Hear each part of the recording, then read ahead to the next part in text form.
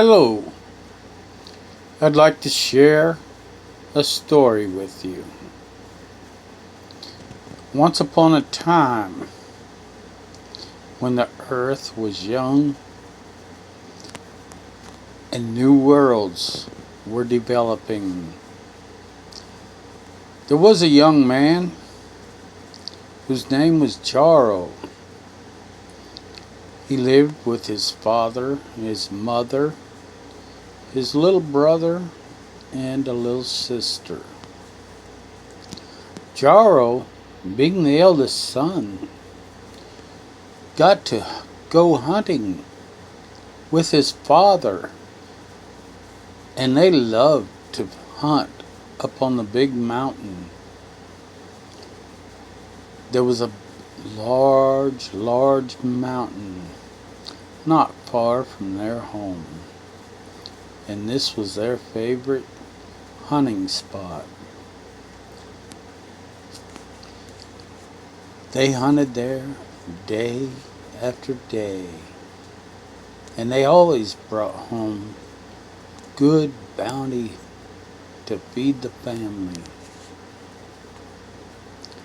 Then, one day, a wild hog, a boar, chased down and killed Jaro's father. The family sorrowed. They took care of the burial for the father, and Jaro realized that being the eldest son, he would have to provide for the family. He would have to bring home the bounty to feed his brother, his sister, and his mother. Thus, Jaro carried on. He followed the steps that his father had taught him in tracking down and taking the bounty and bringing home the food that was needed for the family. Jaro became a great hunter. He was very good at it. Then one day, he realized his little brother was approaching the age that he should be learning to hunt, and that he would one day have to be a hunter. Thus, Jaro talked with his mother about training the little brother, and his mother agreed. This must be done. It was part of life. It was something that every family had to follow through with. That every member of the family had to do their part to take care of the family and to help the family get through the hard times. Thus, Jaro took his little brother up on the great mountain to hunt for the bounty, for the food that they would need to survive. And as they traveled the mountain, they came upon a rabbit. The rabbit looked very tasty. Jaro told his brother, stay here while I sneak around the rabbit, and I will show you how we catch the rabbit, how we trap the rabbit, so we can take it home for dinner. His little brother watched intensely as Jaro maneuvered around.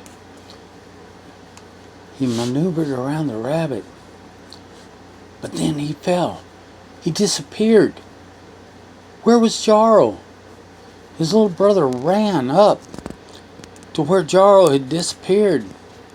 And he sees Jarl about 40 feet below, laying in the rocks and the stones. Little brother works his way down to Jarl. And he is so heartbroken. He is afraid Jarl is not going to make it. Jarl is still breathing, and he is still moving, but he is unconscious. As Mother had trained all of the children in collection of berries, seeds, herbs, and water, little brother brought these things to Jarl. He gave Jarl water every day. And for 3 days, Jarl did not move. He lay still. And little brother would lay his head upon his lap, and he would talk to Jarl. And on the 3rd day, Jarl suddenly opens his eyes. He looks around. He's surprised. He's shocked. He doesn't know what has happened. And little brother, patting him on the side of the head, says, "Easy, Jarl. Easy. Take it easy, my brother. Take it easy." Oh, Jarl, I was afraid. I was afraid for days that you would not come back. I was afraid. Jarl. Oh, Jarl. The mountain could kill Kilimanjaro. Did you know this mountain could kill Kilimanjaro? And therefore, ever after, the mountain was known as Kilimanjaro in South Africa. Everything has its history and what has brought it to be.